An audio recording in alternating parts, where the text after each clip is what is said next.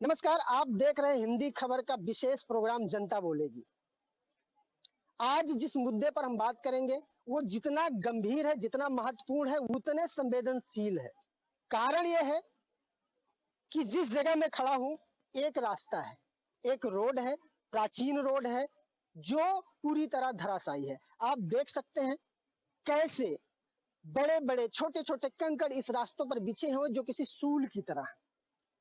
आगे बढ़ने से पहले मैं आपको जानकारी दे दूं कि इस समय हम जनपद सिद्धार्थनगर के सबसे प्रमुख शहर बासी में हैं और यह मुद्दा इसलिए गंभीर है कि इस रास्ते पर अगर मैं कहूं तो थोड़ा सा आप देखेंगे तो दूर दिखाई पड़ेगा। वो अंत्येष्टि स्थल है, वो स्थल है जो मनुष्य के जीवन का अंतिम सच है। हर व्यक्ति को वहां तक जाना है। अब सबसे बड़ी बात, इसी रास्ते से होकर जाना है, तो इस रास्ते की जो दुर्दशा है उस पर यह जरूर होता है कि अंतिम सफर में पथरीली रास्तों की मार। अरे कुछ तो शर्म कर लो जिले के जिम्मेदार। जनपद की या इस शहर के डेमोग्राफी की बात कर ले, भौगोलिक परिस्थिति की बात कर ले, तो आज हिंदूवादी सरकार है, हिंदू जनप्रतिनिधि भी है, लेकिन उसके बाद भी क्या ये ये 100 यात्रा, अंतिम यात्रा की जो रोड है, इसकी दुर्दशा क्या हिंदुओं के साथ पक्षपात और भेदभाव है? क्योंकि सनातन के अनुसार जब 100 यात्रा में लोग जाते हैं तो नंगे पैर जाते हैं। अब जब नंगे पैर जाएंगे तो ये जो सूल बिछे हैं, ये सूल उनको जो मानसिक पीड़ा से, अपने को खोने की मानसिक पीड़ा से जूझता है, वो शारीरिक पीड़ा भी पाता है। शहर से लेकर गांव तक लगभग 5 से 10 किलोमीटर रेडियस के जितने भी अंत्येष्टि होती है, हिंदू जनमानस की यही होती है और इसी रास्ते से लोग जाते हैं। तो आखिर क्या कारण है कि यहाँ के जिम्मेदारों को इस पर शर्म नहीं आ रही है कि आप अंतिम सफर में जब जाता है कोई, तो उनके लोगों को इस पथरीली यानी कांटों का मार पड़ता है, लेकिन उसके बाद भी शर्म नहीं आती है। तो शुरू करते हैं। क्या नाम है सर आपका? राजन श्रीवास्तव। राजन श्रीवास्तव जी, निश्चित तौर पर जिस हिसाब से इस रोड की दुर्दशा है जो मैंने बताया, क्या उसमें कुछ गलत है? नहीं, बिल्कुल सही है। ये हमारे विधानसभा क्षेत्र और जो है हमारे खासकर बांसी नगर के क्षेत्र की जनता के लिए बहुत ही बड़ा दुर्भाग्यपूर्ण रवैया है जनप्रतिनिधियों का और सरकारी कर्मचारियों का, कि जब कभी हम लोग इस चीज के ऊपर कोई चिट्ठी लिखते हैं, कोई कंप्लेंट करते हैं, पीडब्ल्यूडी में करेंगे तो पीडब्ल्यूडी कहेगा कि जो है हमारे अंडर में ये रोड नहीं आता है, नगर पालिका में करेंगे तो नगर पालिका कहेगा हमारे अंडर में ये रोड नहीं आता है। और ये बड़े दुख की बात है कि हमारे विधायक जी हैं, अब जनता उनको बार बार चुनाव जिता देती है। किस नाम पे जिताती है? अगर वो भाजपा के नाम पे ही जिताती है तो ये भी समझ में नहीं आता कि ये अंत्येष्टि स्थल हम हिंदुओं के लिए ही है। हिंदू के नाम पे यहाँ सरकार बन रही है, तो कम से कम हिंदुओं के नाम पे जनता को कम से कम एक सुगम रास्ता तो दिया जाए कि जो है उस पे आराम से आप अपनी अंत्येष्टि को लेकर के जा सके। आपने कहा कि जब आप विभागों को, जैसा आप भाई ने बताया कि जब विभागों को लिखा जाता है, इसके लिए शिकायत की जाती है, तो तमाम लोग गेंद को दूसरे के पाले में डाल देते हैं, अपनी गेंद को दूसरे के पाले में डाल देते हैं कि उस विभाग का, उस विभाग का, उस विभाग का। लेकिन मजे की बात यह है कि जब लोगों का इंटरेस्ट होता है तो कहीं भी रोड बना दिया जाता है, कहीं भी पुलिया बना दिया जाता है, कई निर्माण तो ऐसे है जिसकी कोई रिलेवेंसी भी नहीं है। इसीलिए जो है अब क्या कहा जाए, ये दुर्भाग्य है कि हमारे जनप्रतिनिधि हो चाहे अधिकारी हो, कोई इस रोड की तरफ ध्यान नहीं देता है कि ये रोड कंप्लीट हो जाए, ये रोड बन जाए, ढंग से आदमी आए जा सके, रास्ता सुगम हो जाए। कम से कम कुछ नहीं तो 7-8 गांव इस रोड से डेली गुजरता है, 10 गांव की आबादी इस रोड से डेली गुजरती है। और ऐसे ऐसे लोग हैं जिनको ज्यादातर लोगों को पैदल ही आना है। सच्चाई ये है कि आप जूता पहन के भी इस पर ढंग से चल नहीं सकते, और इस पे जब 100 यात्रा लेके चलनी होती है तो नंगे पैर चलना पड़ता है। उस समय जो गुजरती है इंसान के ऊपर, वही समझता है। ठीक है, अभी आपने बताया, एक चीज और बताया कि इसके लिए तमाम लोगों ने बताया, मतलब तमाम लोगों से कहा जाता है, विभागों से कहा जाता है, जनप्रतिनिधियों से कहा जाता है, लेकिन वो अपनी गेंद दूसरे के पाले में डाल देते हैं। लेकिन मैं आपको जानकारी दे दूं कि बमुश्किल 1 किलोमीटर की ये दूरी है जो रास्ता पूरी तरह जर्जर हो चुका है, खराब हो चुका है, पथरीली गिट्टियों से भरा पड़ा है, यानी कांटे भरा रास्ता है। लेकिन उसी अंत्येष्टि स्थल के बाद से इसी रास्ते को निर्माण करा दिया गया। क्या ये सही है कि गलत है? क्या नाम है आपका? सही है, जवाहर यादव। उसी अंत्येष्टि के बाद इसी रास्ते को निर्माण करा दिया गया, लेकिन ये लगभग 1 किलोमीटर जहाँ से शव यात्रा लोग लेकर गुजरते हैं, उसको नहीं निर्माण कराया गया। ये बहुत काफी दिनों से जर्जर है, और जर्जर के साथ साथ ये जो बंधा है जो है, पिछले साल जो बाढ़ आई थी वो बंधे का रिसाव ले रही थी, मतलब पानी बंधे से उस पार जा रहा था। तो हम लोग जेई को घेरे थे जो है कि भाई ये अगर लापरवाही हुई तो कई गांव जो है मतलब ये नदी सीधा हो जाएगी, उससे कई गांव जो है मतलब बीचों बीच से निकल जाएंगे, लेकिन इस पे कोई जो है मतलब ध्यान नहीं दिया गया। बस इसको जब तक इसका बढ़िया से पत्थरों से जो है मतलब बढ़िया इसका वो नहीं होगा फिनिशिंग जो है, तो बाढ़ का भी खतरा बना रहता है जो है कि ये गांव नया जो है मतलब रोड बना लेगा, ये रास्ता जो है बाढ़ वाला, उससे भी खतरा है जो है, और रास्ते से तो खतरा है ये है जो है। ये देखिए, हम तो आए थे सड़क के लिए, हम तो आए थे इस पथरीली रास्ते के लिए जो कांटों भरा है अंतिम इस सफर में, लेकिन उसके साथ भी समस्याएं निकल कर आई हैं। यानी कहीं ना कहीं जो जिले के जिम्मेदार हैं, चाहे वो विभागों में बैठे हैं और चाहे प्रदेश और देश या लोकल स्तर की निकायों में कि पंचायतों में बैठे, सदनों में बैठे, उनको जनता के समस्याओं से कोई लेना देना नहीं है। क्या नाम है आपका? अतुल मिश्रा नाम हमारा। मिश्रा जी, जैसा कि ये रोड की जो दुर्दशा है, इस रोड पर मैंने बताया कि निश्चित तौर पर शव यात्रा में लोग जाते हैं और नंगे पैर जाते हैं। यानी जब हम अंतिम सफर पर होते हैं अपने के किसी को लेकर, उस समय हम मानसिक पीड़ा के साथ साथ शारीरिक पीड़ा भी झेलते हैं। वो कहीं ना कहीं स्थानीय लोगों की, हमारे जिले के जिम्मेदारों की कारण, लापरवाही के कारण ऐसी व्यवस्था देखी गई है। तो आप इस पर क्या कहें? जी शर्मा जी, आपने बहुत सही मुद्दा आज उठाया है। इसके लिए सबसे पहले आपके इस हिंदी खबर चैनल को हम बहुत बहुत धन्यवाद देते हैं, और आपको भी अपने इस पूरे क्षेत्र की जनता की तरफ से धन्यवाद देते हैं कि आज आपने इस जेन्युइन मुद्दे को उठाया है। यह बहुत ही गंभीर मुद्दा है। आज जहां आप खड़े हैं, ये बांसी नगर पालिका के बगावा कोमर मोहल्ले में आप हैं, शास्त्री नगर भी इसको कहते हैं, और यहाँ से लेकर के और सौदाह गृह जहाँ तक बना हुआ है वहां तक रास्ता एकदम खंडहर हो गया है। नंगे पांव जब भी हम लोग क्षेत्र के लाशों को लेकर वहां तक आते हैं तो जिन कठिनाइयों का सामना करना पड़ता है उसका बयां हम लोग अपने शब्दों में नहीं कर सकते हैं। कितनी पीड़ा होती है। हम लोग पैदल लेकर के जाते हैं और तमाम लोगों के पैर में ठेस लगता है, पैर टूट जाता है, फूट जाता है, खून का रिसाव होने लगता है। तौर पर जो कंक्रीट जो ये पथरीली रास्ते हैं, जो गिट्टियां, नुकीली गिट्टियां इस पर बिछी हुई हैं, पैरों में चुभती होंगी। जी जी, तो पैरों, ये जो गिट्टियों का समस्या है इसको तो हम लोग झेलते ही झेलते हैं।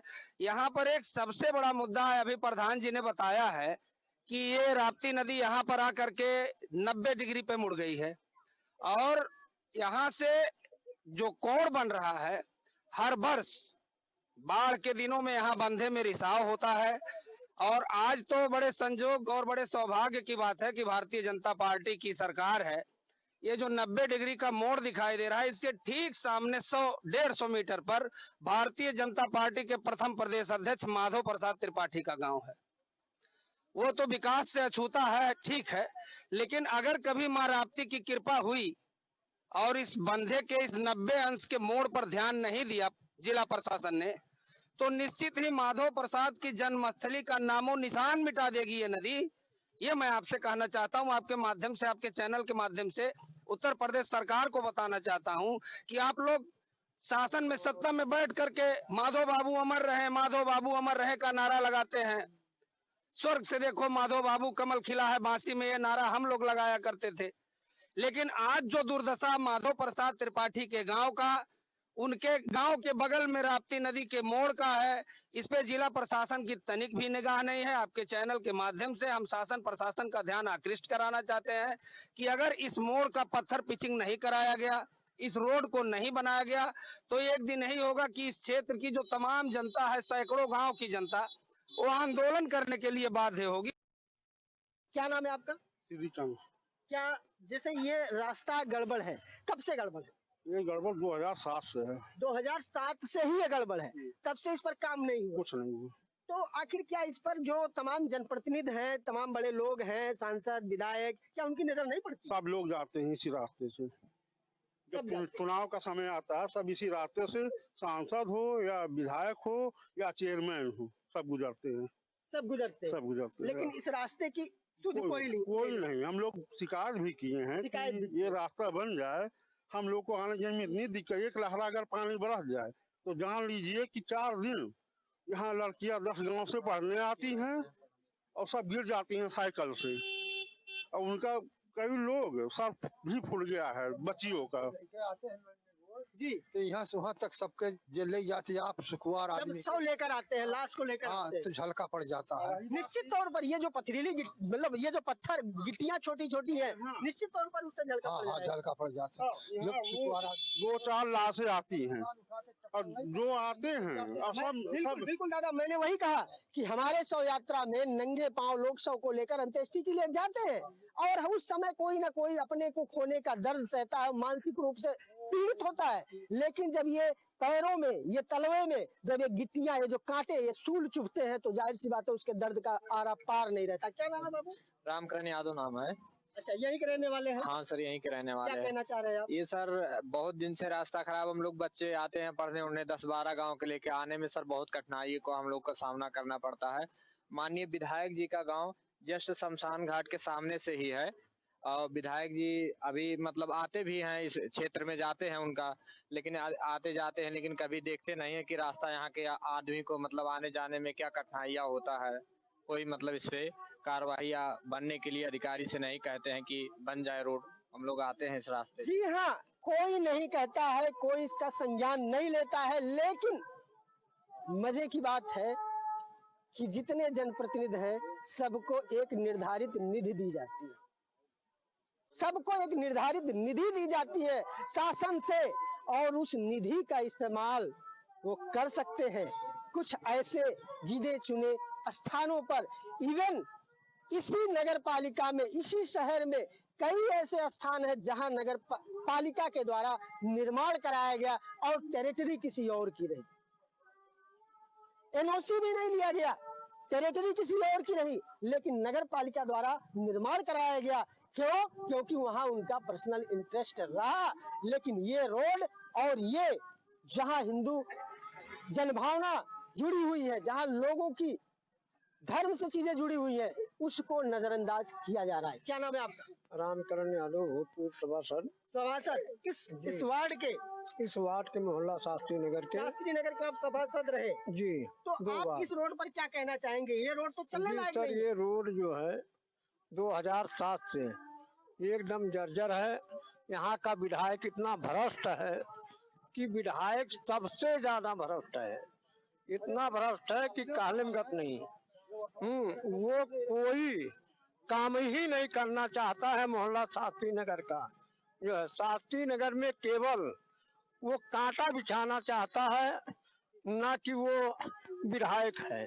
यानी जनप्रतिनिधि कांटा बिछाना चाहता है। क्या नाम है आपका चाचा? मेरा नाम छांगुर यादव। यादव जी, हाँ।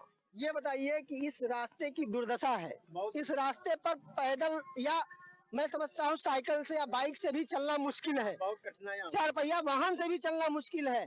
फिर जब शव लेकर आप जाते हैं इस रास्ते से नंगे पैर, तब कितनी दिक्कत होती है? बहुत बड़ा दिक्कत होता है, पैर में छाले पड़ जाते हैं और कठिनाइयाँ होती हैं। नदी इस पार का जितने गांव हैं, ये नगर पालिका के सटे हुए सब गांव की दुर्गति है, कोई गांव में विकास नहीं हुआ है।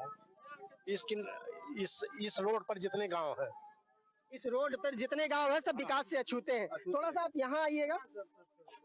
क्या नाम है सर आपका? संतोष कुमार त्रिपाठी नाम मेरा। त्रिपाठी जी, आप निश्चित तौर पर त्रिपाठी जी, तो ये हम लोगों के धर्म में विधान है कि अंतिम समय में हम उस मृत आत्मा को और उस शरीर को सम्मान देते हैं, और उस सम्मान में हम नंगे पांव चलते हैं।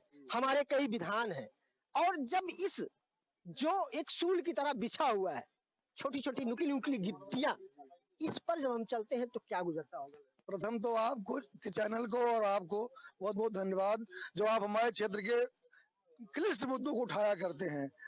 दूसरा यह है कि पिछले प्रोग्राम में आपके हमने बांसी में डबल इंजन की सरकार पे चर्चा किया था।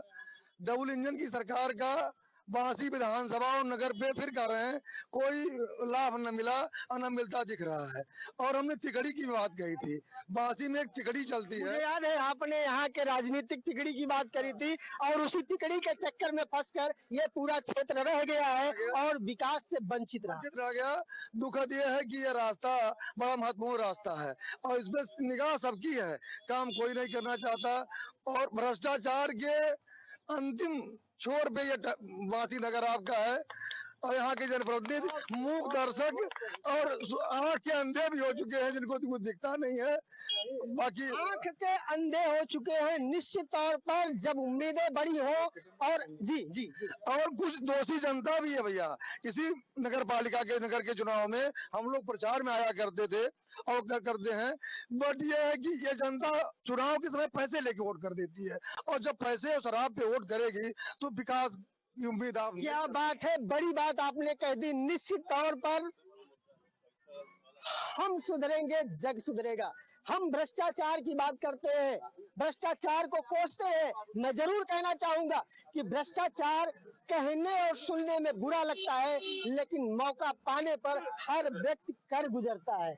और ये भ्रष्टाचार की शुरुआत, इस भ्रष्टाचार की शुरुआत हमारे एंड से होता है, एक कॉमन मैन से शुरू होता है। इसीलिए आज राजनेता और ब्यूरोक्रेट दोनों भ्रष्टाचार में आकंठ तक डूबे हैं, जिसकी ये परिणति है। क्या नाम है सर आपका? अनिल कुमार श्रीवास्तव। श्रीवास्तव जी, आप क्या कहना चाहेंगे जब हम किसी अपने के गम में उसको कंधे पर उठाकर लाते हैं और पैरों में हमारे सूल जैसी गिट्टियां चुभती हैं तब? सर प्रथम तो आपके चैनल को बधाई है कि आपने इस मुद्दे को उठाया है। मैं पकड़ा हूं। जी, कहना यह है कि दुर्भाग्य है सिद्धार्थनगर की कि जिला तो मेरे हाथ से चला गया, दिवाकर विक्रम सिंह, राजा जयप्रताप सिंह और लोगों की कमियों के द्वारा यहाँ पे जिला बनना था वासी को, वो नहीं हुआ। उसके बाद 5 बार विधायक हुए, इतने 8 बार हुए विधायक यहाँ से राजा जयप्रताप सिंह, लेकिन इस सड़क को दिखाई नहीं पड़ा कि सड़क पे क्या है मुद्दा। जिले से ये गोरखपुर को जोड़ती है, लगन के समय इतनी गाड़ियां जाती है इधर से बाईपास बन के, लेकिन उस पर भी उनकी भी गाड़ियां जाती है, चेयरमैन की गाड़ियां बराबर जाती है, लेकिन ये नहीं दिखाई पड़ता है। सुबह बच्चे स्कूल का निकलते हैं इधर से, यहाँ से ये सब गांव जो इस पार जी, उस गांव से निकलते हैं साइकिल से कम 100-150 बच्चे, उनको दिक्कतें होती है। बरसात जैसे नहीं हुआ कि हम खुद के कई बार गिर पड़े हैं। निश्चित तौर पर इतने बड़े बड़े गड्ढे हैं, इतने गिट्टियां बिछी हुई हैं, तो जब बारिश होगा, हल्की सी बारिश होगी तो जल जमाव होगा। दूसरी बात, सड़क के साथ साथ नाली का निर्माण भी कराया जा। इसी बगल में इसी सड़क से होकर इस मंगल बाजार को जोड़ती हुई यहाँ पाचू के घर से वहाँ ट्यूबल कॉलोनी तक 20 एप्लीकेशन दिया गया होगा। यहाँ हमारे सभासद जी हैं, लेकिन वहाँ पे जाने पर बस श्रीवास्तव जी अभी परसों काम हो जा रहा, शुरू हो रहा है इंशाअल्लाह।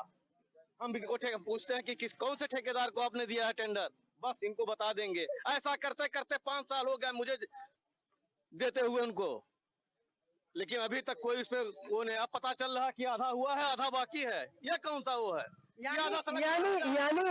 यानी सियासी गलियारे में ऊपर से नीचे तक आश्वासन की गुट्टी ही पिलाई जा रही है, यहाँ से लेके वहाँ तक कोई काम नहीं हो रहा है। चाहे वो देश का सर्वोच्च सदन हो या छोटे स्तर की पंचायत हो, हर जगह केवल बस पिलाई जाती है। चलिए, बहुत बड़ी बात की बात जब नहीं मानी जा रही है, हाँ इतनी गंदी राजनीति है तो आम जनता की क्या मानी जाएगी? निश्चित तौर पर। क्या नाम है आपका?